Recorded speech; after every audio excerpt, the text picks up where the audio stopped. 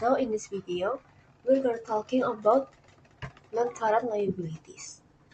So non-current liabilities, sometimes referred to as long-term debt, is consists of an expected outflows of resources arising from the present obligations that are not payable within a year or the operating cycle of the company, whichever is longer. Bonds payable, long-term notes payable, mortgage payable, pension liabilities, and lease liabilities are the example of non-current liabilities. A company usually requires approval by the board of directors and the shareholders before bonds or notes can be issued. The same holds true for other types of long-term debt arrangement. Generally, long-term debt has various covenants and restrictions that protects both lenders and the borrowers. The indenture or agreement often includes the amount authorized to be issued, interest rates, due dates, call provisions, property pledged as security, sinking funds requirement, working capital and dividend restriction, and limitation concerning the assumption of the additional debts. Companies should describe these features in the body of the financial statement or the notes, if important for a complete understanding of the financial position and the result of operation. The next one we are talking about types of bonds. The first one is secured and unsecured bonds. Secured bonds are backed by a pledge of some sort of collateral. Mortgage bonds are secured by a claim on real estate. Collateral trust bonds are secured by shares and bonds of the other companies. Bonds not backed by collateral are unsecured. A debenture bond is unsecured. A junk bond is unsecured and also very risky, and therefore pays a high interest rate. Companies often use these bonds to finance leverage buyouts. The next one is term serial bonds and callable bonds. Bonds issued at mature on a single date are called term bonds. Issues that mature in installment are called serial bonds. Serially maturing bonds are frequently used by school or sanitation district, municipalities, or other local taxing bodies that receive money through a special levy. Callable bonds give the issuer the rights to call and retire the bonds prior to maturity. The next one is convertible bonds. If bonds are convertible into other securities of the company for a specified time after issuance, they are called convertible bonds. The two types of bonds had been developed in an attempt to attract capital in a tight money market. Commodity-backed bonds, also called asset-linked bonds, are redeemable in measures of commodity such as barrels of oil, ton of coal, or ounce of real metal. The next one is deep discount bond, also referred to as zero-interest debenture bonds, are sold at the discount that provides the buyer total interest payoff at maturity with no periodic interest payment. And the next one is registered and bearer coupons bond. Bonds issued in the name of the owner are registered bonds and require surrender of the certificate and issuance of the new certificate to complete a sale. A bearer or coupon bond, however, is not recorded in the name of the owner and may be transferred from one owner to by another by mere delivery. And the last one is income and revenue bonds. Income bonds pay no interest unless the issuing company is profitable. Revenue bonds, so called because the interest on them is paid from specified revenue research, are most frequently issued by airports, school districts, counties, toll road authorities, and government bodies. So the next one is about issuing bonds. A bonds arise from a contract known as bond indenture. A bond represents a promise to pay a sum of money at this designated maturity date, plus periodic interest at a specific rate on maturity amount or face value.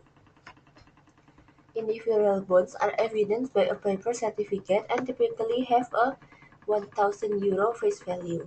Companies usually make bond interest payments semi-annually, although the interest rate is generally expressed as an annual rate.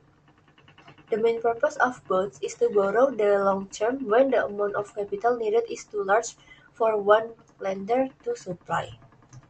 By issuing bonds in €100, €1,000 or €10,000 denomination, a company can divide a large amount of long-term indebtedness into many small investing units, thus enabling more than one lender to participate in the loan. A company may sell an entire bond issue to an investment bank, which acts as a selling agent in the process of marketing the bonds. In such arrangement, investment banks could underwrite the entire issues by guaranteeing a certain sum to the company, thus taking the risk of selling the bonds for whatever price they can get. Or the underwriters could sell the bonds issue for a commission on the process of sale. Alternatively, the issuing company could sell the bonds directly to a large institution, financial or otherwise, without the aid of underwriter. The next one we are talking about valuation and accounting for bonds payable. The issuance and marketing of bonds to the public doesn't happen overnight. It usually takes weeks or even months.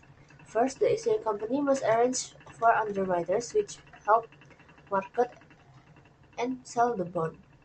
Then it must obtain regulatory approval of the bond issues, undergo audits, and issues a prospectus. Is a document that describes the features of the bond and related financial information. And finally, the company must generally have the bond certificate printed.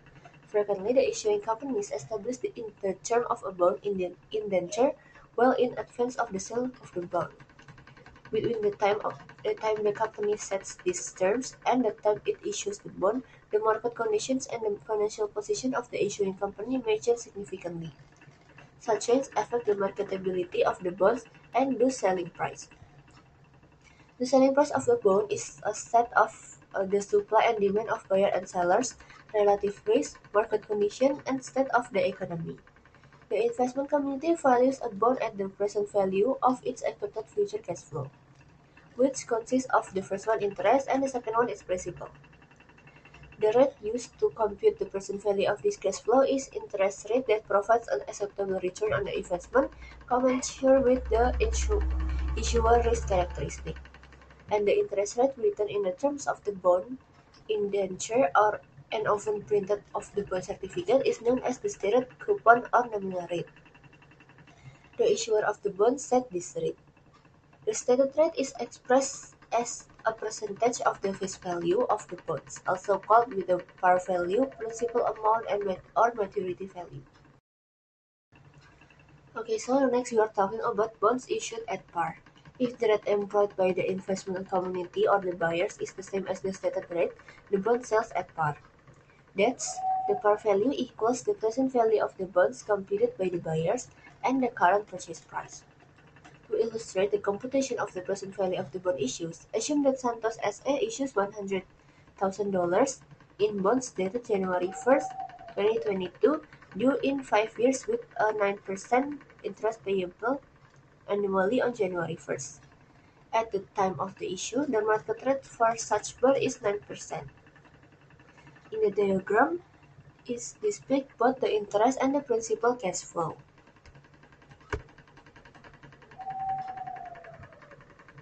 We can see in the first until the 5th year, the interest is $9,000. It's from the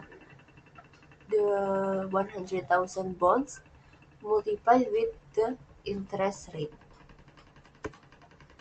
And then in the below, this is the actual principal and interest cash flow that are discounted at a 9% rate for 5 years. For the present value of the principal is the $100,000 multiplied with the calculation. So we got 94 $100,993. And then for the present value of the interest payment is from the interest multiplied with the calculation, and then we got $35,007. If we total this amount, the present value or the selling price of the bonds is 100,000 euro. Is $100,000. By paying $100,000 or the par value at the date of the issues, investors realize an effective rate of or yield of 9% over the 5-year term of the bonds. Santos made the following entries in the first year of the bond. So we can see in the January 1st, 2022, when the bond is issued, they receive cash $100,000 and they credit the bonds payable for $100,000. And then at the end of the 2022, they record the interest expense, which is $9,000, and then they credited the interest payable for $9,000. And then for January 1st, 2023 is the first interest payment. They record the interest payable 9,000 here, $9,000, and then credited the cash for $9,000. Okay, so I'm Melita Melati Faivana with the last NPM 335, and I'm gonna explain about the bond issued at a discount. So, there in this slide there is table, which is table bond discount amortization schedule using the effective interest method, and I'm gonna explain about this table. So, a company issued bonds with a face value of 100,000, and the amount is to be paid at maturity. But because there is a discount, so the bonds were sold at a discount for 92,278. And then, did you see the amount 400? So 400 is the actual cash interest the company must pay to investors every 6 months. And the formula is face value multiply with stated bond rate multiply with the 6 and divided by 12. And then for the next, there is interest expense, which is 614, and this is the real interest expense recorded by the company, calculated based on the bond's current book value multiplied by the market interest rate. And the formula is previous carrying amount multiplied with market interest rate and multiplied with 6 and divided with 12. And then there is the carrying amount of bonds, which is 92,892 euros, and this is the current book value of the bonds. And this value increases each period as the amortized discount is added to it until it reach exactly 100,000 euros at maturity, which is 1 January 2027. And the formula is previous carrying amount plus with discount amortized. Oh, there is also the discount amortized, which is the 614. This is the portion of the bond discount that is gradually cleared or amortized each period. The formula is interest expense minus with cash paid. And then after that, the company will record the issuance of its bond at a discount on January 1, 2022. with cash, which is 92,278 in the debit, and then bonds payable with the same amount as cash in the credit. And then they also records the first interest payment on July 1, 2022, and amortization of the discount with the interest expense, which is 4,614 in the debit, with bonds payable with the same amount as interest expense in the oh with the bonds payable with the amount is 614 in the credit, and then the cash, which is 4,000 in the credit. And then they also record the interest expense accrued at December 31, 2022 or year end, and a more of the discount with the interest expense for the amount is 4,645 in the debit, and interest payable 4,000 in the credit, and bonds payable 645 in credit. Okay, so for the next is bonds issued at a premium. So did you see the first table? So the first table is shows how to manually calculate the bond selling price using present value tables. And then it's not same as the case in the previous slide, and this bond is sold at a higher price and known as a premium. So because the market interest rate is 6% lower than the bond stated rate, which is 8%, the investors rush to buy it because the interest is highly attractive and driving the price up to 100 108,005 what yeah 108,530 euros. And then the calculation is split into two parts. The first part is present value of the principal, which is maturity value, and this calculates the current value of the 100 euros principal that will only be received 5 years from now. And the method is uses the present value of a single sum with periods and interest. And then the second one is present value of the semi-annual interest payments, and this calculates the current value of the 400 euros interest payment that will be received regularly 10 times over the next years. The method that uses the present value of an ordinary annuity table with an interest.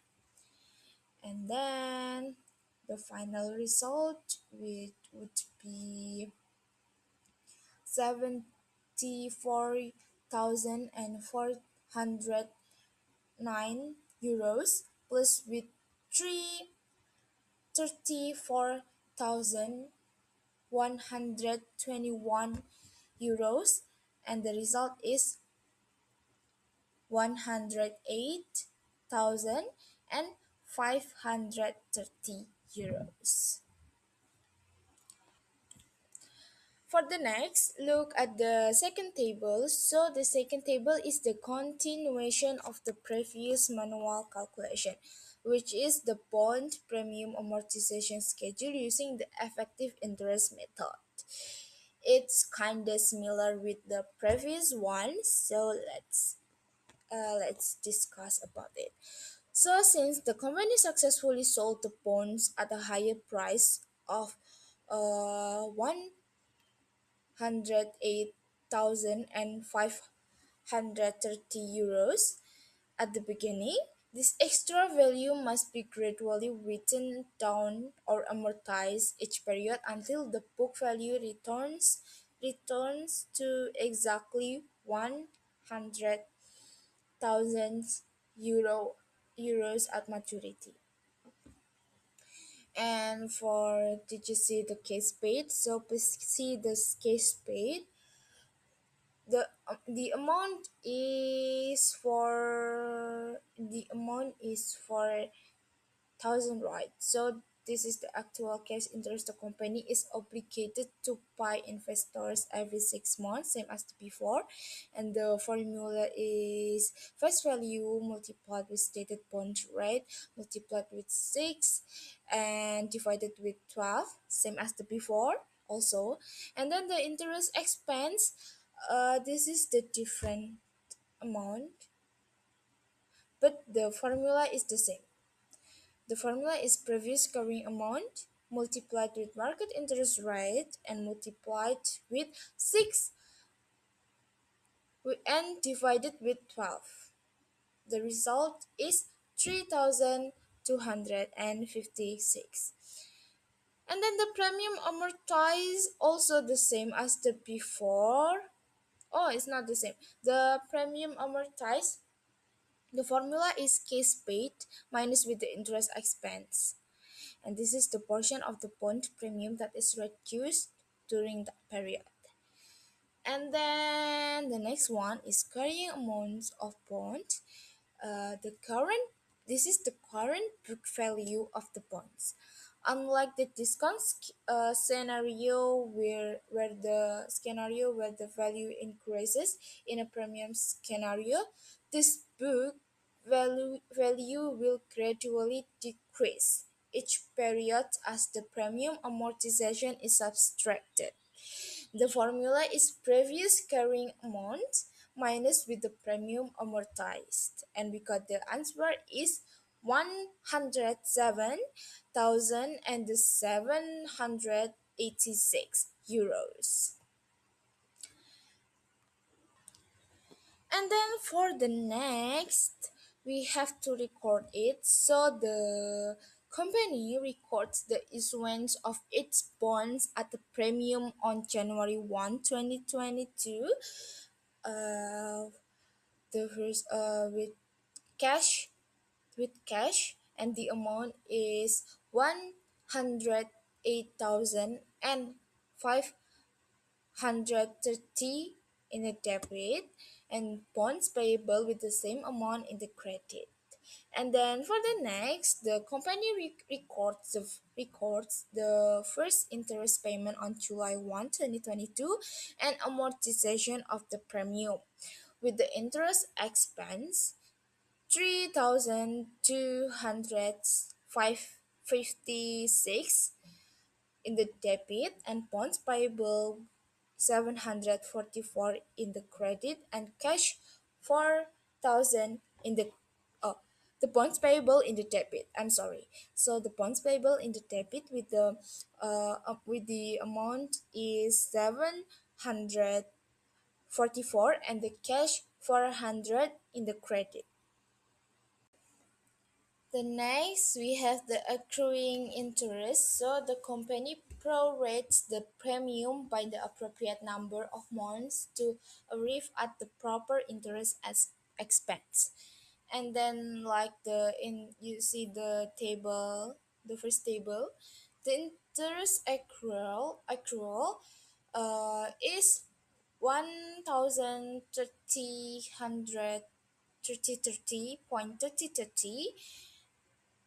it result from 4,000 euros multiplied with 2 and divided with 6.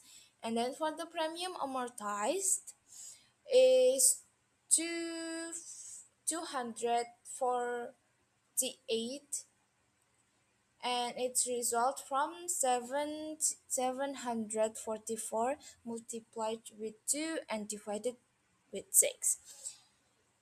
And then the interest accrual is deducted with the premium amortized, and we got the interest expense for January until February, which is 1085.33. I'm sorry. And then for the next, the Evermaster record this accrual with the interest expense in the debit, bonds payable also in the debit, and the interest payable in the credit. And if the company prepares financial statement 6 months later, it will be the premium amortized March until June is 496. This result from 744 multiplied with 4 and divided by 6. And then for the premium amortized for July until August, it result 200 255.33. It's from 766 multiplied with 2 and divided by 6. And then they sum it and resulting the premium amortized from March until August for 2022, and the result is 751.33. Okay, for the next, we have the bonds issued between interest dates. So, companies usually make bond interest payments semi-annually on dates specified in the bond indenture, and then when the companies issue bonds on other than the interest payment dates, bond investors will pay the issuer the interest accrued from the last interest payment date to the date of issue. So the bond investors pay the bond issuer in advance for that portion of the full 6 month interest payment to which they are not entitled because they have not held the bonds for that period. And then in effect, on the next semi-annual interest payment date, the bond investor will receive the full 6 month interest payments. Okay, for the next we have the bonds issued at pairs. So to illustrate, assume that instead of issuing its bonds on January 1, 2022, Evermaster issued its 5 years bonds dated January 1, 2022 on May 1, 2022 at pair. The pair is 100,000. So please look at the first table. So this is record the May 1, 2022. It records case 100,000, and then bonds payable at the same amount to record issuance of bonds at pair. And then they also record cash with the amount 2,667 and interest expense with the same amount. And this is to record accrued interest, which is interest payable may be credited instead. So for the next, because Evermaster issues the bonds between interest dates, it records the bond issuance at par plus accrued interest, that is the total amount paid by the bond investor includes 4 months of accrued interest. And on July 1, 2022, 2 months after the date of purchase, Evermaster pays the investor 6 month interest by making the following entry. So the following entry is 5 January 2022. With the amount is 2,667, and 7 January 2022 with the amount is 4,000, and then they have the balance is 1,333.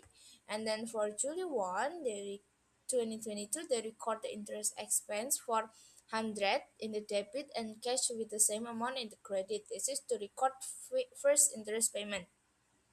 The interest expense account now contains a debit balance of 1,333. It's from 4,000 minus with the 2,667, which represent the proper amount of interest expense, which is 2 months at 8% on 100,000. The next we have the bonds issued at discount or premiums. So the Evermaster must not only account for the partial cash interest payment but also the amount of effective amortization for the partial period. And to illustrate, assume that the Evermaster 8% bonds were issued on May 1, 2022 to yield 6%. Thus, the bonds are issued at a premium. In this case, the price is 108 1039. Evermaster records the issuance of the bonds between interest date as follows. So see table the table. This is the May 1, 2022. The cash is 108,039 at the debit and the bonds payable with the same amount at the credit, and this is to record the present value of the cash flow. And then they also record the cash 2,667 at the debit and the interest expense with the same amount at the credit.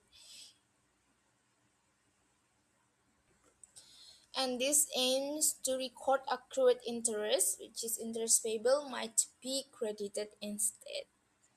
Still in the bonds issued between interest dates. So in this case, F1 Master received a total of 110,706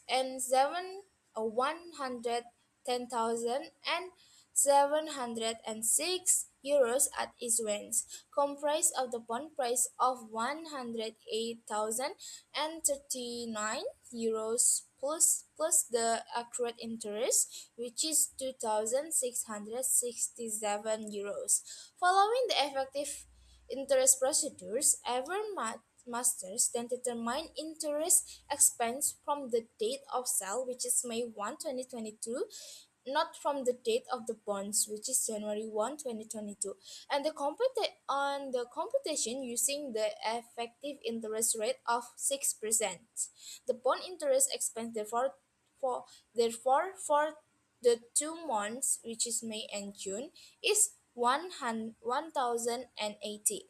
So look at the table 1, the interest expense. So the carrying value of bonds, which is the 108,039, uh, eh, multiple with the effective interest rate, which is 1%, and then you got the interest expense for 2 months is 1,080. And then for the next, the premium amortization of the bonds is also for only 2 months. It is computed by taking the difference between the net cash paid related to bond interest and the effective interest expense of 1,080, and the computation of the partial amortization using the effective interest rate of 6%. And then look at the second table, the cash interest paid only July 1, 2022, which is 4,000. It's from the 100,000 euros multiplied with the 0.8 and multiplied with the 6 divided by the 12. And then it deduct with the cash interest received on May 1, 2022, which is 2,667. And then you got the net cash paid is 1,333, and then deduct it with the bond interest expense at the effective rate for 2 months, which is the 1,080, and then you got the premium amortization, which is 253. As indicated, both the bond interest expense and amortization reflect the shorter 2 month period between the issue date and the first interest payment. Evermaster therefore makes the following entries on July 1, 2022 to record the interest payment and the premium amortization. So they record at the 5 January 2022 with the with the amount is 2,667, and then they also record the 7 January 2022 with the 4,200 for 253, and they got the balance is 1,080. And then in the July 1, 2022, they record the interest expense 4,000 in the debit and cash 4,000 in credit. This is to record first interest payment. And then they also record the points payable, which is 253 in the debit and interest expense with the same amount in the credit to record 2 months premium amortization. Okay, for the next we have the long-term notes payable. So the difference between current notes payable and long-term notes payable is the maturity date. So short-term notes payable are those that companies expect to pay within a year or the operating cycle, whichever is longer. Long-term notes are similar in substance to bonds in that both have fixed maturity dates and carry either a stated or implicit interest rate. However, notes do not trade as readily as bonds in the organized public security markets. Small companies commonly issue notes as their long-term instruments. Larger companies issue both long-term notes and bonds. And accounting for notes and bonds is quite similar. So, like a bond, a note is valued at the present at the present value of its future interest and principal cash flows, and that the company amortize any discount or premium over the life of the note, and then the company also compute the present value of an interest bearing note, record its issuance, and amortize any discount or premium and accrual of interest in the same way that they do for bonds.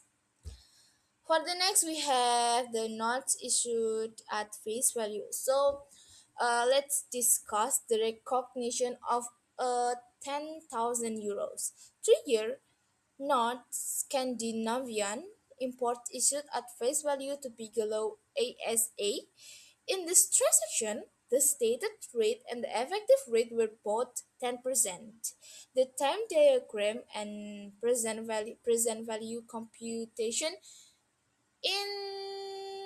computation for Piccolo would be the same for the issuer of the note. Scandinavian import is recognizing a note payable. Because the present value of the note payable its face value are the same, which is 10,000 euros, the Scandinavian would recognize no premium or discount. It records the issuance of the note. So please see the first table. So they record the cash with the 10,000 in the debit and notes payable 10,000 in the credit. And then the Scandinavian imports would recognize the interest incurred as each year as follows.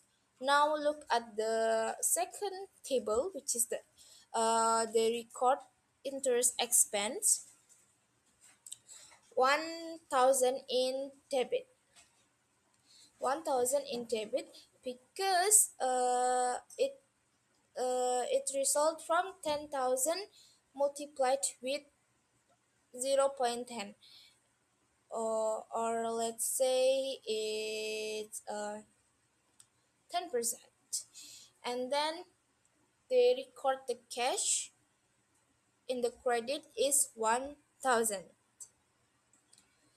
Okay, for the next you have the notes not issued at face value. So we gonna talk about the zero interest bearing notes. And if a company issues a zero interest bearing, non-interest bearing note solely for cash, it measures the note's present value by the cash received.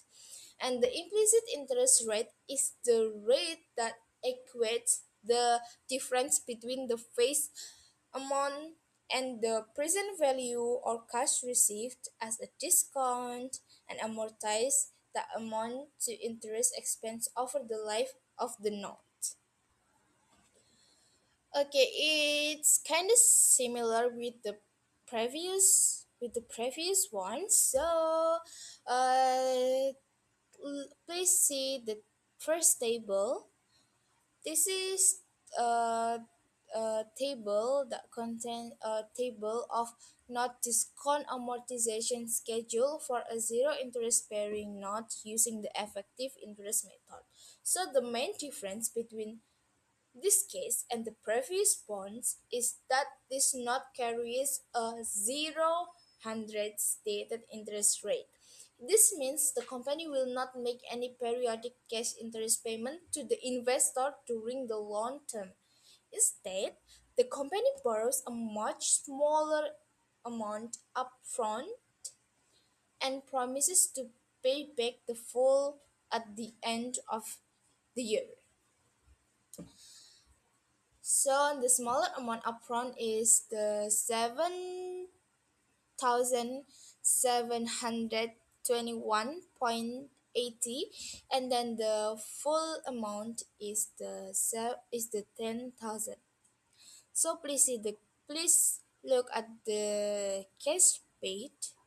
So the periodic cash paid to the investor is zero. This is because the note is a zero interest note, which is 0% coupon rate. And then look at the interest expense, which is the 694.96.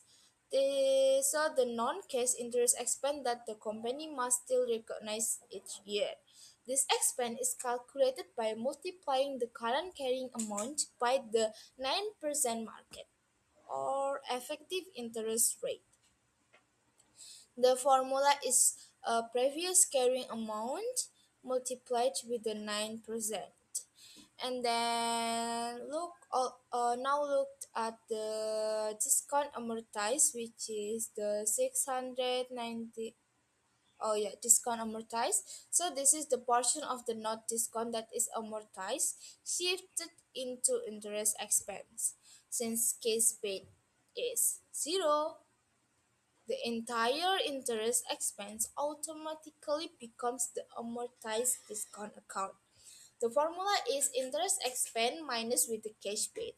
Now look at the carrying amount of note, which is 8,416.76.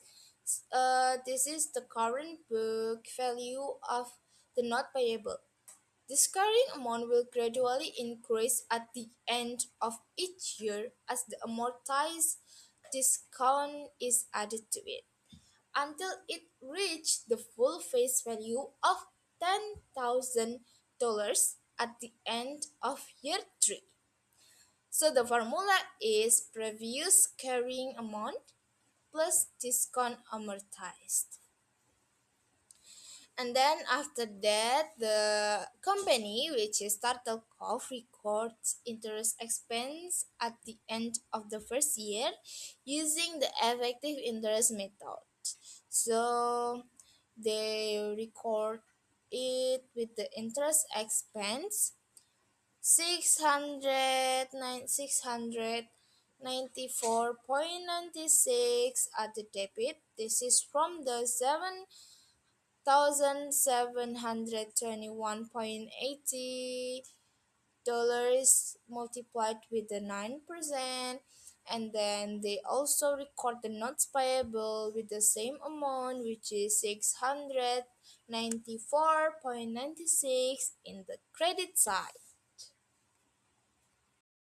So now I will explain about the fair value option and fair value measurement. The long-term liabilities is such as bonds payable and also notes payable. They are usually measured using the amortized cost method. The company may choose their fair value option, which allows liabilities to be reported at their current market value. So in the International Accounting Standard Board, believes that fair value provides more relevant and up-to-date information because it reflects the current market conditions. When a company uses their fair value option, an increase or decrease in the value of the liability is recognized as an unrealized gain or loss. For the example, amounts as a issue bonds with the worth of the 500,000 euros with a 6% interest rate. At the end of the year, the fair value of the bonds decreased to 480,000 euros because the market interest rates increased to 8%. As a result, the company recorded an unrealized gain of the 20,000 euros. This example shows how the change in market conditions can affect the report value of the liabilities. So for the next slide, I will explain about the fair value controversy. Although their fair value option provides relevant information, it also controversial now. When a company credit quality declines, the value of its bonds usually decrease. As a result, the reported value of its liabilities also decrease, which can create a gain for the company. The situation seems unusual because the company financial condition is actually getting worse, yet it reports higher income. So to address this issue, the ISP requires gains and losses caused by change in credit risk to be reported in other comprehensive income or OCI rather than directly in net income. So this approach helps to provide a more balanced and transparent representation of the company's financial performance.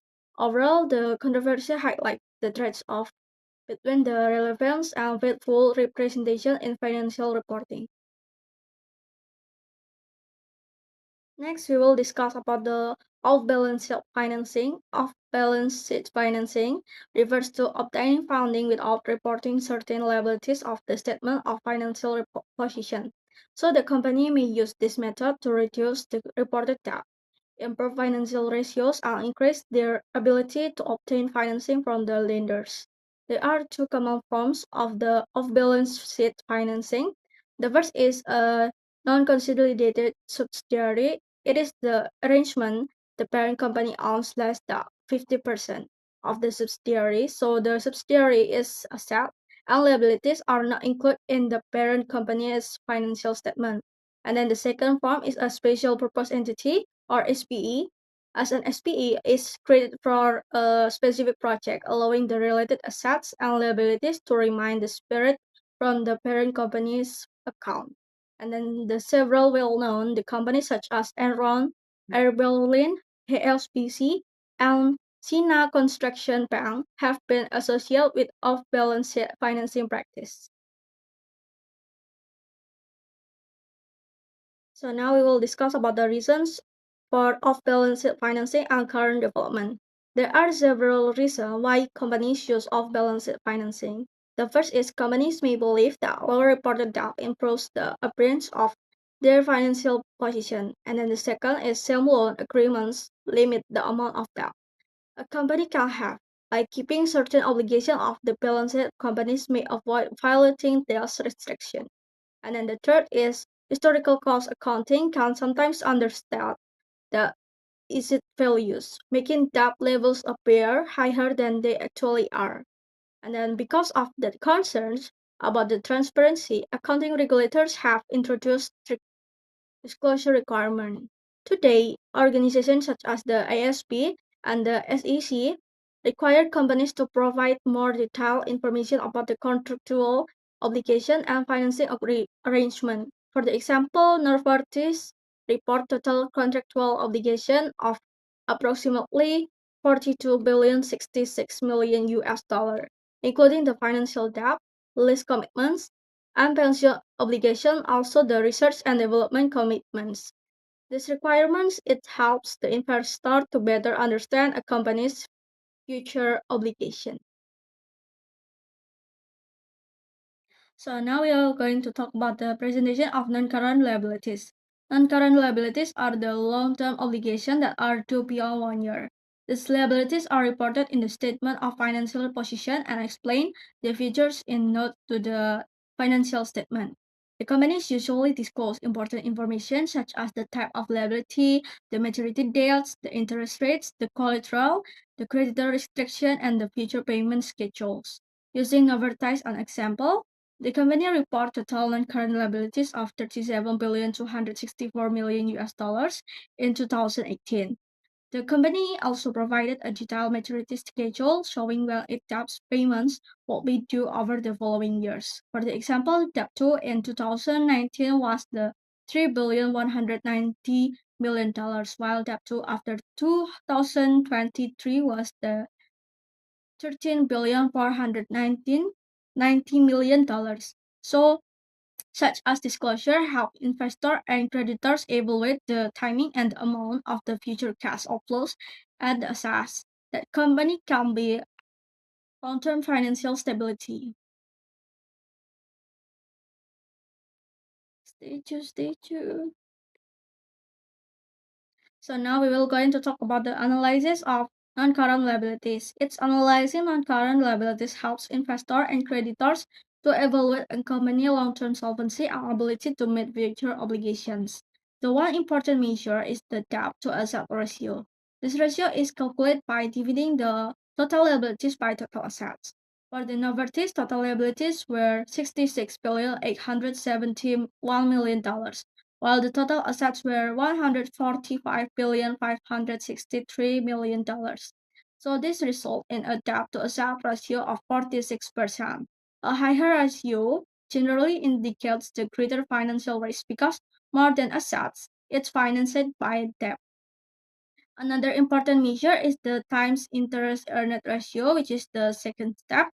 This ratio is show how easily a company can pay its interest expenses using its earnings. For the example is Novartis net income was 12 billion 614 million dollars. The interest expense was 957 million dollars, and the income tax expense was 1 billion 221 million dollars. So the calculation result in a times interest earned ratio of the 15.5 times. This means that Novartis generate enough earnings to cover its interest payment, which is its 15.5 times, indicate a strong ability to meet its debt obligation. These ratios provide the valuable insight into a company's financial health and long-term solvency. Yeah. So, in this occasion, I will explain to you about some sub-chapter of chapter 14, non-current liabilities. The first is interest-bearing notes. For better comprehension, I have already provide an example. So, for example, a company Marico issued for cash $10,000 3-year note bearing interest at 10% to Morgan Group. The market rate of interest for a note of similar risk is 12%. Illustration shows the time diagram depicting the cash flows and the computation of the present value of this note. In this case, because the effective rate of interest is 12% is greater than the stated rate that is 10%, the present value of the note is less than the face value. That is, the note is exchanged at a discount. So, for the initial amount, we journal the journal entry will be the cash to not payable as much as $9,520. Next is not discount amortization and journal entry. So continuing from the previous slide, the schedule of not amount. I have provided the schedule of not discount amortization, effective interest method at 10% note discounted at 12%. So you can see in the illustration, the carrying amount of note at the date of issued, the note issued is 9,520. The first year, the carrying amount of note is 9,992. The second year is 9,821. And the last year or the third year is $10,000. In the so the journal entry will be interest expense to not payable and cash. The interest expense is as much as 1,142. The not payable is 142. The cash is $1,000. Next, we will talk about negative interest rate.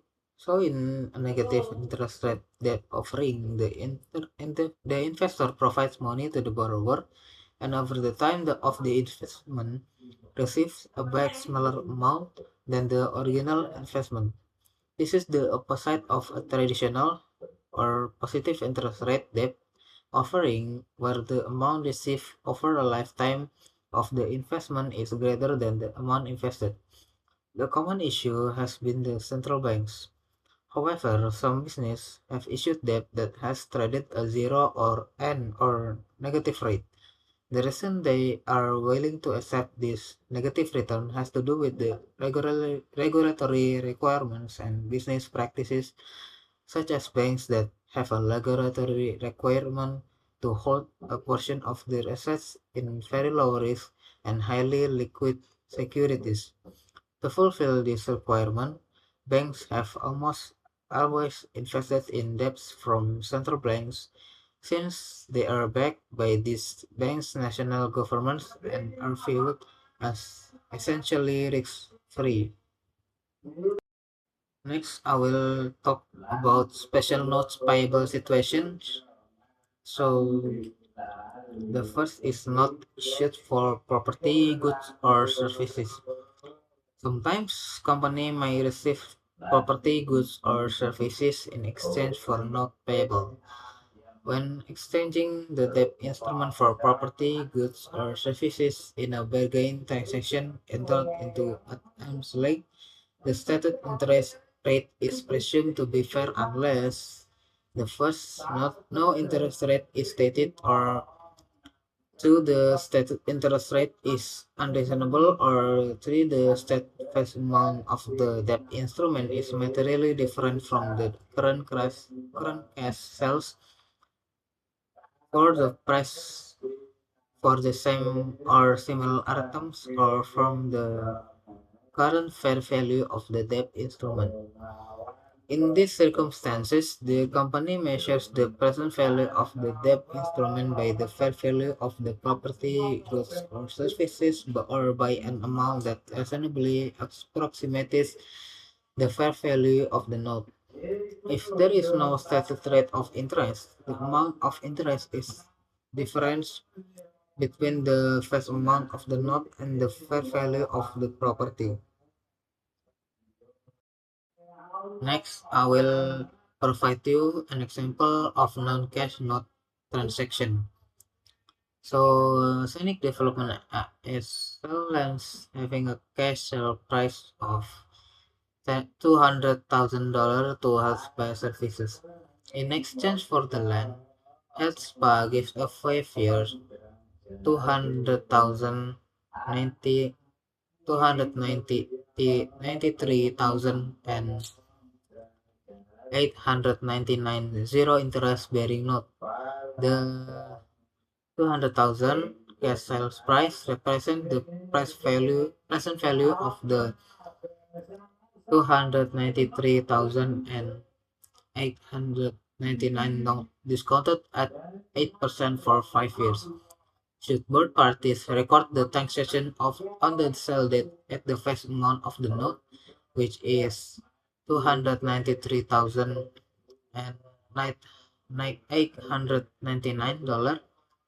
No, if they did, has balance account and cynic sales would be overstated by 93,000 and 866, or the interest for 5 years at an effective rate of 8%. Similarly, interest revenue to cynic and interest expense to HIII for the 5-year period will be understated by 93,899, because the difference between the cash sales price of $200,000 and the 293,899 face amount of the most represent interest at an effective rate of 8%. The company's transaction is recorded at the exchange date. So you can see in the journal entry, as we got the two point of view. The first point of view is has services as buyer, and the second present point of view of the cynic development AS or the seller. So the in the buyer point of view, the journal entry will be the land to notes payable as much as $200,000 each, and in the seller point of view, the journal will be the notes receivable to sales revenue as much as 200,000 each. During the 5-year life of the note, HIII amortizes annually a portion of the discount of 93,899 as a charge to interest expense. Cynic Development records interest revenue totaling 930 and 93,899 over the 5-year period by also amortizing the discount using the effective interest method. So next I will explain about choice of interest rate. In note transactions, the effective or market interest rate is either evident or determinable by other factors involved in the exchange, such as the fair value of what is given or received. But if a company cannot determine the fair value of the property, goods, services, or other rights, and if the note has no ready market, determining the present value of the note is more difficult. To estimate the present value of a note under such circumstances, a company must approximate an applicable interest rate that may differ from the stated interest rate. This process of interest rate approximation is called imputation, and the resulting interest rate is called an imputed interest rate. The prevailing rates for similar instruments of issuers with similar credit ratings affect the choice of a rate. Other factors, such as restrictive covenants, collateral, payment schedule, and the existing prime interest rate, also play a part. Companies determine the imputed interest rate when they issue the note. As any subsequent changes in prevailing interest rates are ignored. The next is time diagram for interest-bearing note. For better comprehension, I already provide an example for time diagram for interest-bearing note. So for illustration, assume that on December 21st, 31st, 2022, Wonderledge PLC issued a promissory note and to Brower Interiors Company for architectural services.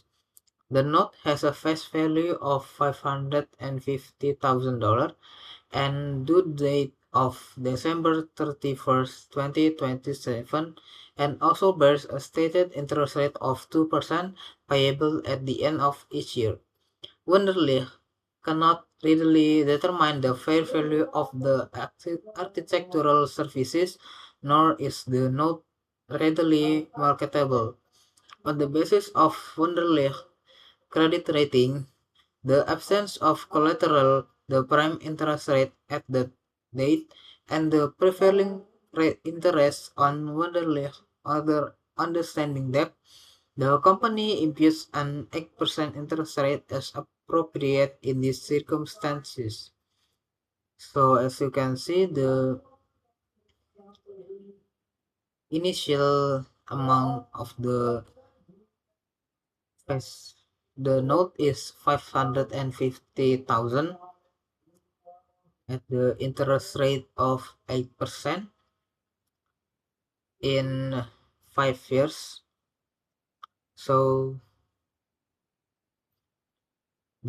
from the initial year until the maturity, the interest is $11,000 per annual, as you can see in the illustration. So continuing from the previous slide, now we computing imputed fair value, not discount, and journal entry. So the face value of the note is $550,000. The present value of $550 due in 5 years at 8% interest rate payable annually, resulting in 374,319. Next is the present value of $11,000 interest payable annually for 5 years at 8% rate, resulting in 43,920.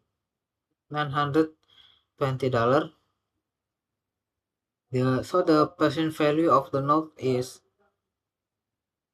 $418,239. So by face value of the note minus by present value of the note, resulting in discount on notes payable as much as $131,761. The journal entry at the December 31st, 2022 for recording the note in payment is buildings or construction in process, two notes payable as much as $418,239 each. So next I have provided the illustration for schedule of discount amortization using imputed interest rate and the journal entry for the interest expense, notes payable, and cash. Next, I will explain about the mortgage notes payable. So a mortgage notes payable is a promissory note secured by a document called a mortgage that pledges title to property as security for the loan. Individuals, proprietorships, and partnerships use mortgage notes payable more frequently than do larger companies, which will usually find the net bonds issued offer advantages in obtaining large loans. So the borrower usually receives cash for the face amount of the mortgage note. In that case, the face amount of the note is the true liability, and no discount or premium is involved. When the lender assesses points. However, the total amount received by the borrower is less than the face amount of the note. Points raise the effective interest rate above the rate specified in the note. A point is 1% of the face of the note. So I have already provided an example below here. For the example, assume a company named HIII company borrows $1 million, signing a 20-year mortgage note with a stated interest rate of 10.75% as part of the financing for a new plan. If Associated Savings demands 4 points to close the financing, HIII will receive 4% less than $1 million or $660,000, but it will obligated to repay the entire $1 million at the rate of $1,150 per $1,000 per month. Because Herrick received only $960,000 and must repay $1 million, its effective interest rate is increased to approximately 11.3% on the money actually borrowed. Next is extinguishment with cash before maturity. In some cases, a company extinguishes debt before its maturity date. The amount paid on extinguishment or redemption before maturity, including all legal premium and expense of reacquisition, is called the reacquisition price. On any on any specified date, the carrying amount of the bonds is amount payable at maturity, adjusted for unamortized premium or discount. Any excess of the net carrying amount over the reacquisition price is a gain from extinguishment. The excess of the reacquisition price over the carrying amount is a loss from extinguishment. At the time of reacquisition, the unamortized premium or discount must be amortized up to the reacquisition date. Next, I have provided an example for extinguishment with cash before maturity. So to illustrate, we use the Evermaster bonds issued at a discount on January 1st in 2022. These bonds are due in 5 years. The bond have a par value of $100,000, a coupon rate of 8% paid semi-annually, and were sold to yield at 10%. The amortization schedule for the Evermaster bonds is presented as the illustration I have provided. So the initial amount or the carrying amount of both at the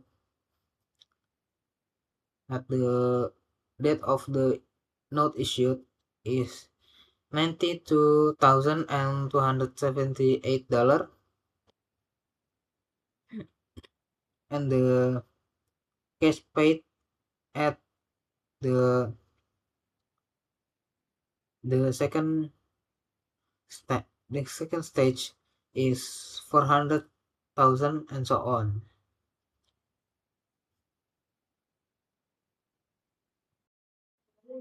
Continuing from the previous slide, extinguishing with cash before maturity. So on the January 1st, 2024, 2 years after the issue date, Evermaster calls the entire issue at 101 and cancels it.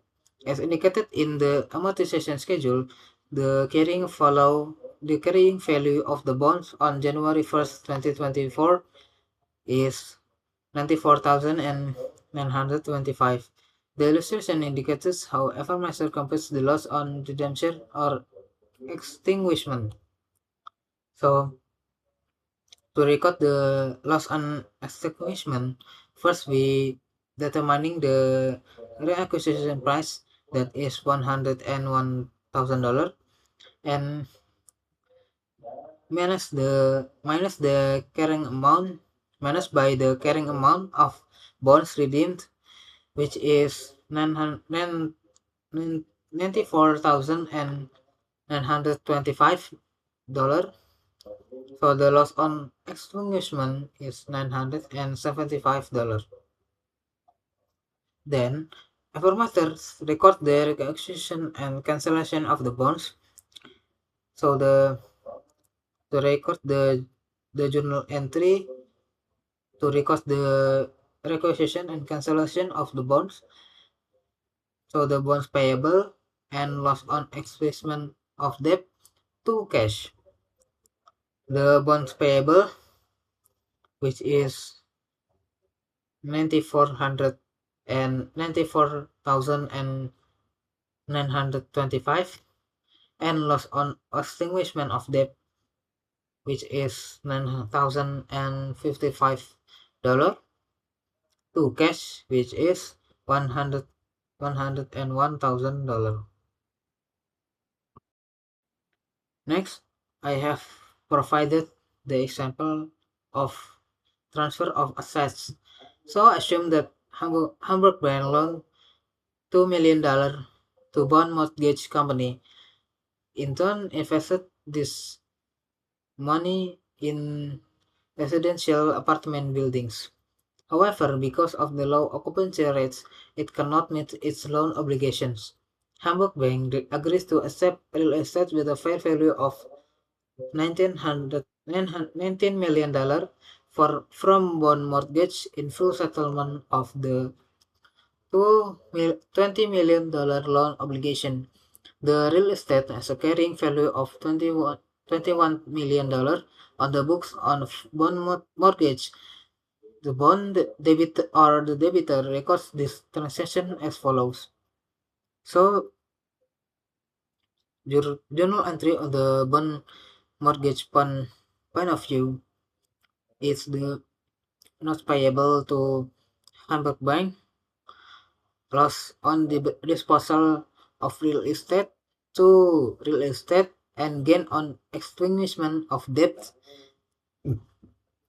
The not payable, which is $20 million, and loss on disposal of real estate, which is $21 million minus by $16 million, resulting in $5 million, to real estate, which is $21 million, and the gain of extinguishment of debt, which is $20 million minus by $16 million, resulting in $4 million. So the bond mortgage has a loss on the disposition of real estate in the amount of $5 million, or the difference between the $20 million book value and the $16 million fair value.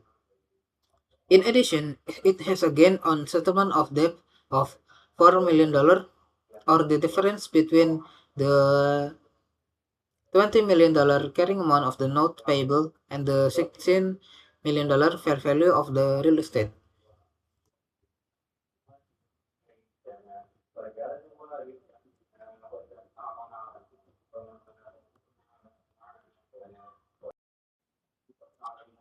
Next, I have provided an example of granting of equity interest. Now assume that Hamburg Bank agrees to accept from bond mortgage as much as $320,000 ordinary shares at $10 par that have a fair value of $16 million in full settlement of $20 million loan obligation. Bond mortgage, or the debtor records this transaction as follows. So the journal entry is the notes payable to Hamburg Bank as much as $20 million, to share capital at ordinary and share premium at ordinary, and gain on extinguishment of debt. So the notes payable is as much as $20 million, to share capital at ordinary as much as 3,200,000, and share premium at ordinary as much as 12 million and at 800,000, and the gain on extinguishing of debt as much as $4 million. It records the other shares issued in the normal manner. It records the difference between the par value and the fair value of the shares as share premium. Next, I will explain about the extinguishment of with modification of terms.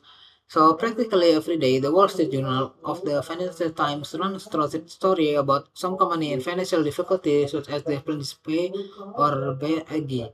In many of these situations, a creditor may grant a borrower concession with respect to settlement. The creditor offers this concession to ensure the highest possible collection of the loan. For example, a creditor may offer one or a combination of the following modifications, such as reduction of the stated interest rate, second, the extension of the maturity date of the face amount of debt, reduction of the face amount of the debt, and the last, reduction of the deferral of any accrued interest.